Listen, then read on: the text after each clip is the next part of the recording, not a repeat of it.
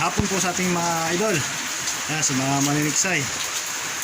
Gumawa po tayo ng bala para sa ating paniniksay.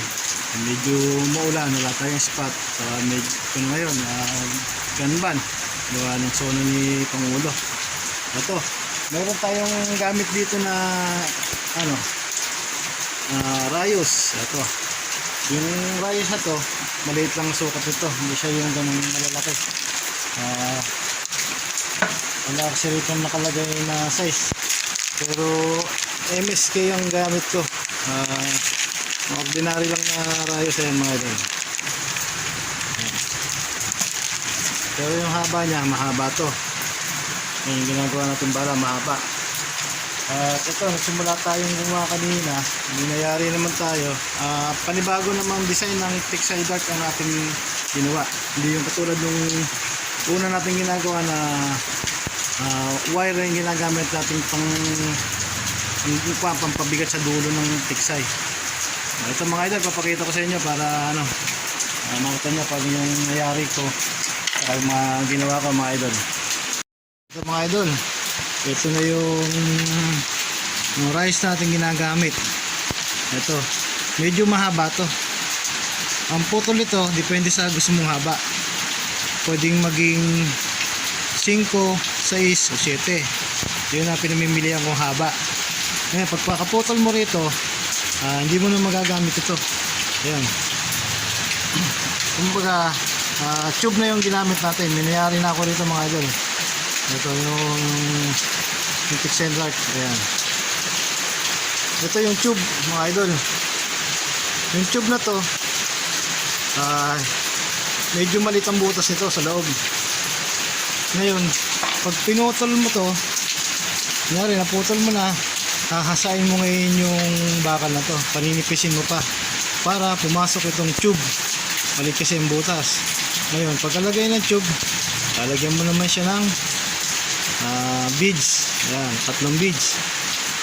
At ito, kung mapapansin nyo, meron dito ang kulay itim.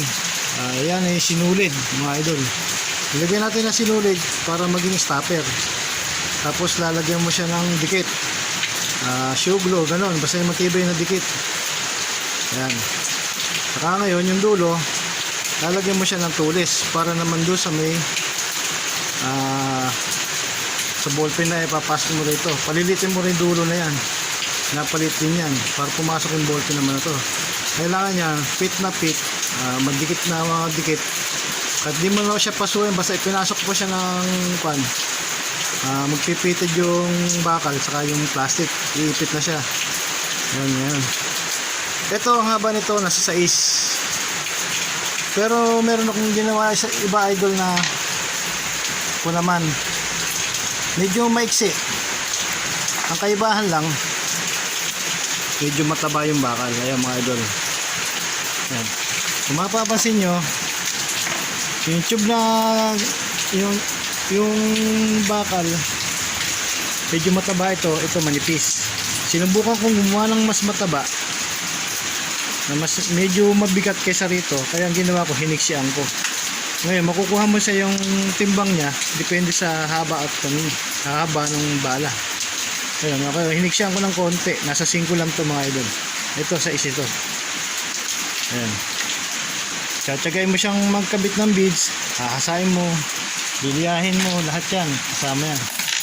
Ito, pagka nilihan mo to, pasok mo yan, liliyahin mo yan, papantay yan. Kailangan medyo angat lang ng konti ang beads para ito ang sumasayad sa loob ng barrel. Importante mga idol na itong beads na to medyo mataba ng konti. Ayun, tingnan mo, may kalso ng konti, may kagat. Kasi pag puro ito ang dumidikit, malakas sumira ng barrel. Ayan mga idol. Ito mga nagawa natin ngayon mga idol. Ito pa. May apat na mahaba akong ginawa. Ayan. Nga lang, hindi ko na pantay-pantay kasi yung iba. Medyo meron akong ginagawa na in-experiment ko kung ano mas maganda pa. Pero mas maganda sana, mas mahaba ng konti. O ayan, depende sa gawa nyo na mas mabigat yung ulo. Ito, kabisado ko kasi ang gawa ko na pag ginamit ko, Kahit sa medyo malalim, hindi naman sa pag-ano, kayang tamaan ng isda. Kasi mas mabigat ang ulo kaysa puwitan. Kasi ang tendency niyan, pag binaril mo yan, pag pinutok mo sa airgun yan, pag magaan ang harapan, parang hindi siya makakasisid ng mabuti. Ayan mga idol.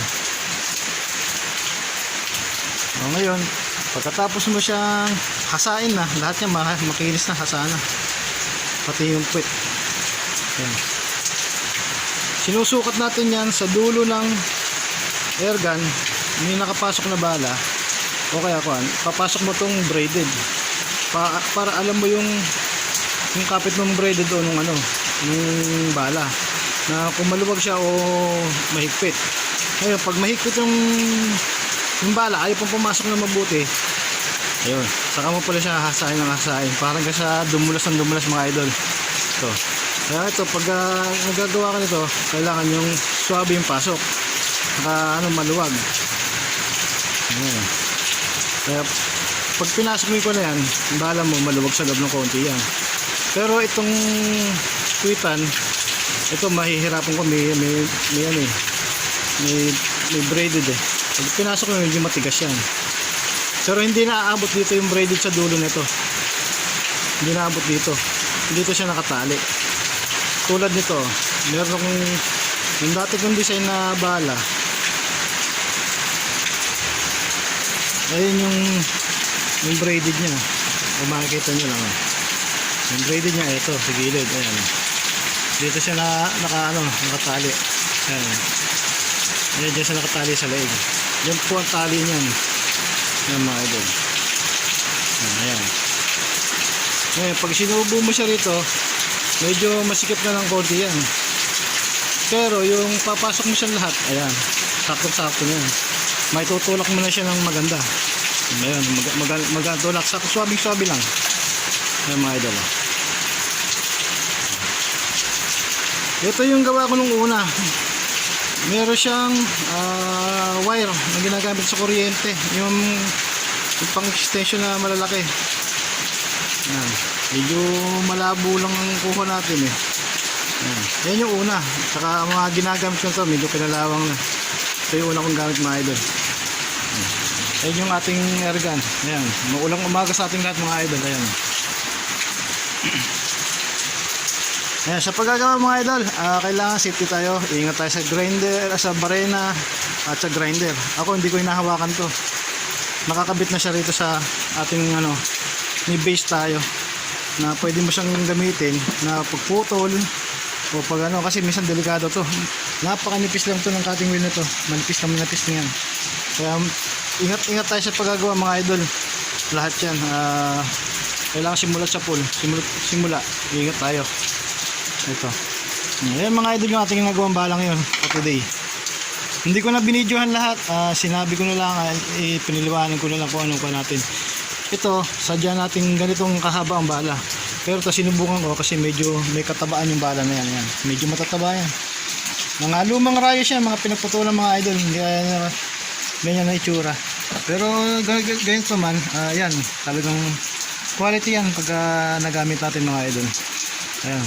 Shoutout nga pala sa mga maniniksay natin dyan sa Pampanga, Nueva Ecija, ayan, Bulacan, sa Angonos, Batangas, ayan, Kasasaan. Lahat po ng maniniksay. Shoutout po sa inyo lahat. Ingat po. Ayan, nandito na lang muna ang ating video for today mga idol.